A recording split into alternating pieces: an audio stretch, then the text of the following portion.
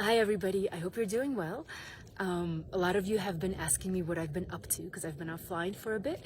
So I wanted to make a video and let you know what I've been up to. Right now I'm in the Sacred Valley of Peru. You can see it behind me. It's just so beautiful and magical and it has so much to teach. It's just very strong energy here that is difficult at times, but it's just so beautiful. But for the past 2 weeks, I've been in the Peruvian jungle, doing what is called here a dieta with master plants and also master human teachers. And the dieta is a process, and I want to talk a bit about like my own experience, and I'm sure that people who do this work for a long time and are really like teachers and have their own perspectives and their own knowledge, but this is kind of what I took away from it, right? Which is, could be very different from what other people take away from it, and it's completely okay. And so the dieta is a process. It's an immersion in working with, sacred plants, sacred plant medicine, and also with human teacher as well. And it's a bit of a seclusion from the world to be able to really do a lot of introspection, self-introspection, seclusion, to be able to grow and face, our own stuff and move through fears and move through limiting beliefs. And it's really designed to like take you out of the world, out of all the stuff, that kind of comes up in our kind of worldly life of internet and relations and triggers and busyness and work and all that stuff that sometimes is like really in the head, like it's very headspacey. And so the dieta is really a process, for me at least, in moving from the head to the heart, and the process of coming back into the heart, into the love of ourselves, of the universe, of this frequency, and all the challenges that we have to face inside of ourselves to get there. And this is really something that, I love doing through my somatic therapy work with myself and my clients. So this really hit home for me, and this really strengthened my capacity to do this work in the ways that I do it as well. So what really is a dieta in the Andean kind of tradition? And again, this is just my experience of it. It's my second one that I did. So this one involved a fast, and so I never thought that I would be able to survive a 7-day fast, just a water fast for 7 days. I was like, I can't do it. I'll do maybe 2 days and that's it.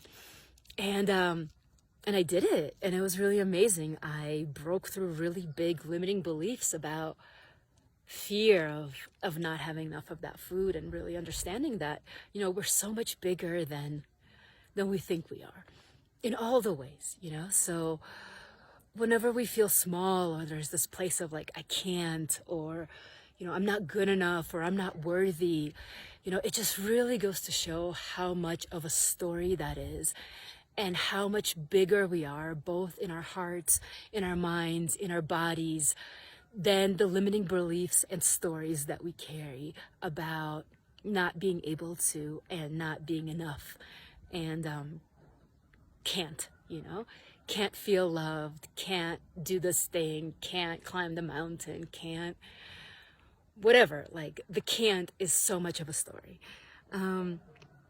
So that was a really big takeaway for me about how our limiting beliefs just trap us in our old cycles. And when we go into a process and kind of unpack our limiting beliefs and face them, which is a really hard thing to do, like it's really, really scary, and then we overcome them, it's like, wow, I did that, and it's quite beautiful. And it's quite a journey from these like fears of the mind, of the body, into this like infinite place of the heart.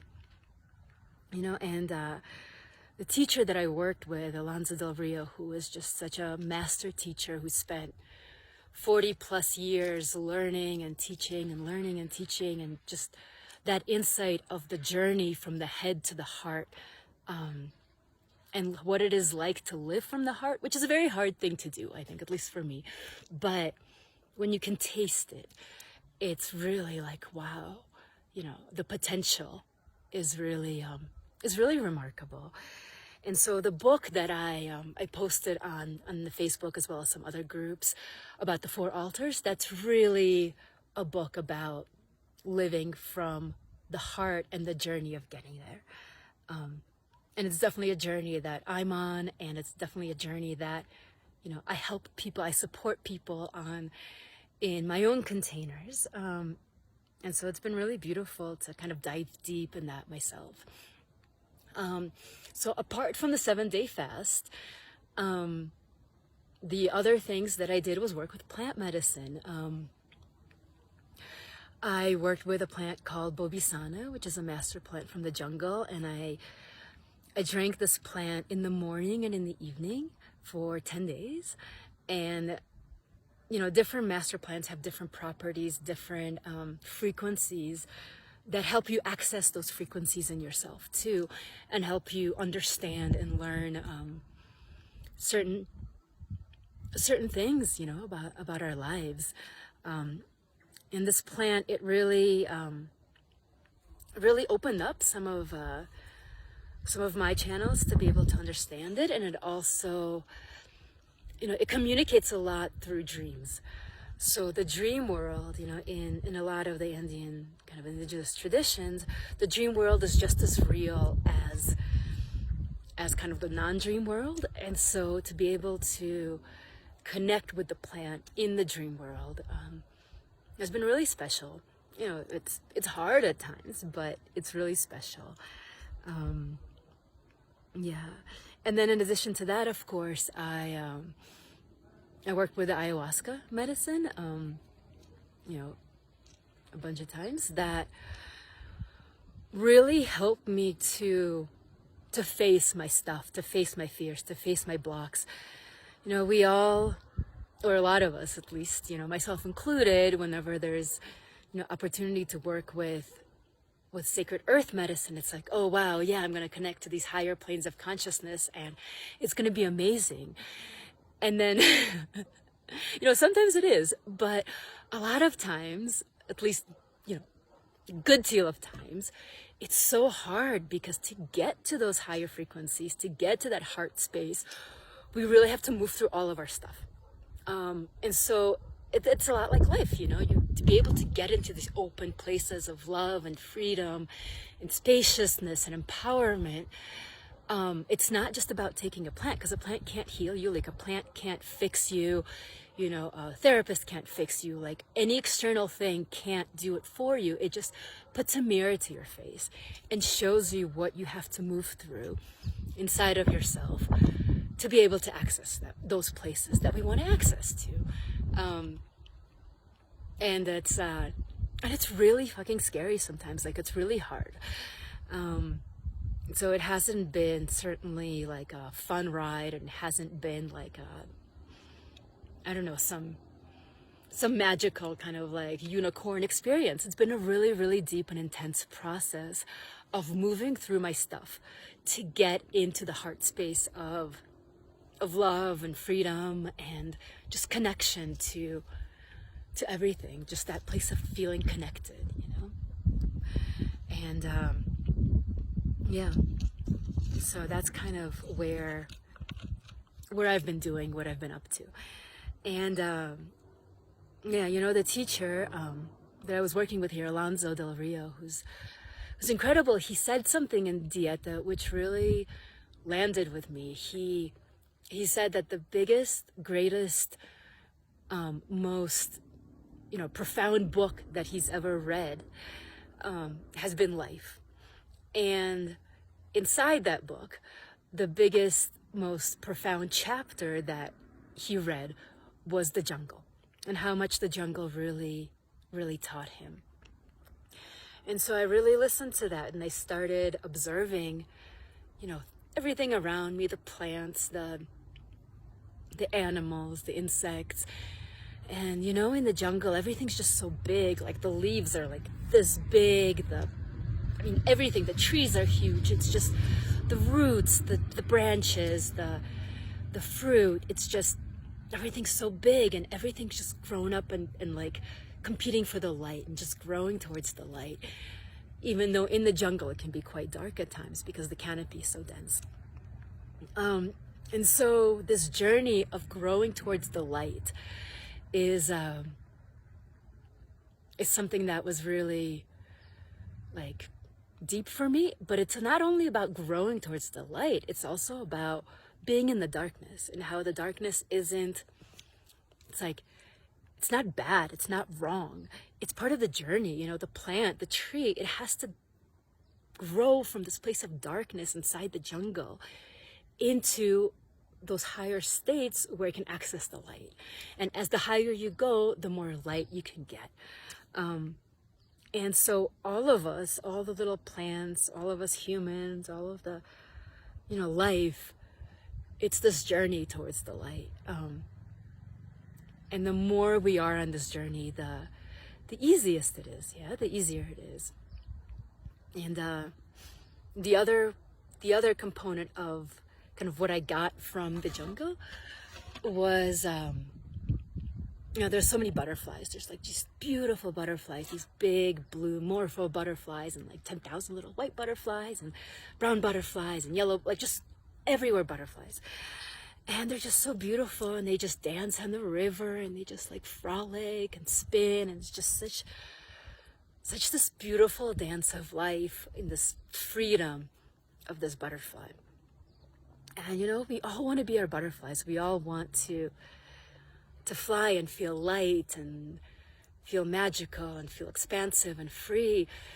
And then a lot of times we feel like caterpillars. We feel dense and heavy and slow, and we're only like on the ground, like moving along.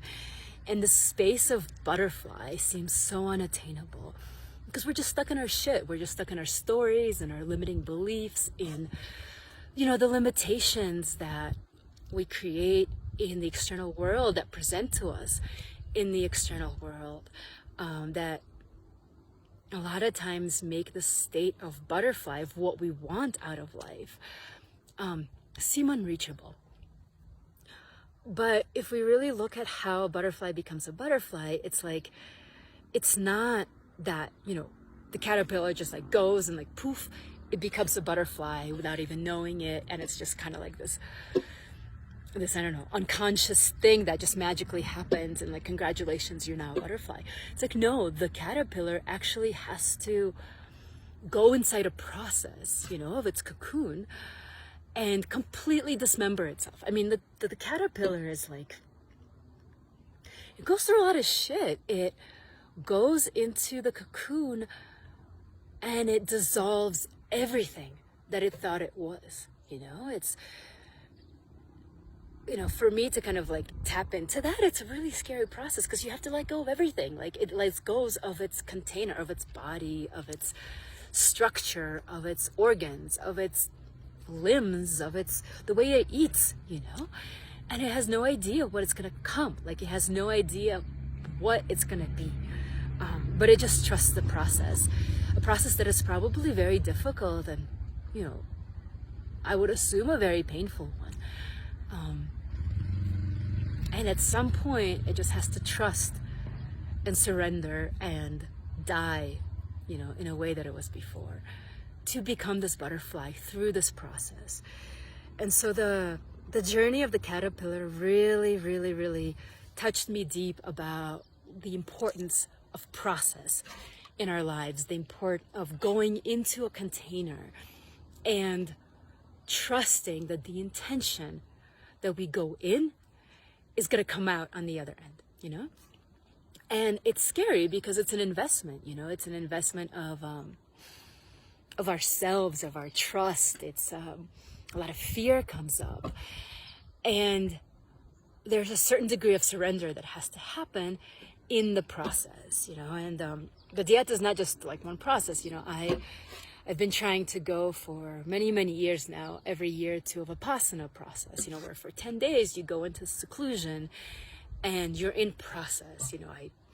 I've been working for years and years in therapeutic process where you go in and, whether it's every session is a little process and it's part of a bigger process. And every time you come out and there's a certain gift that waits for you because you did the work.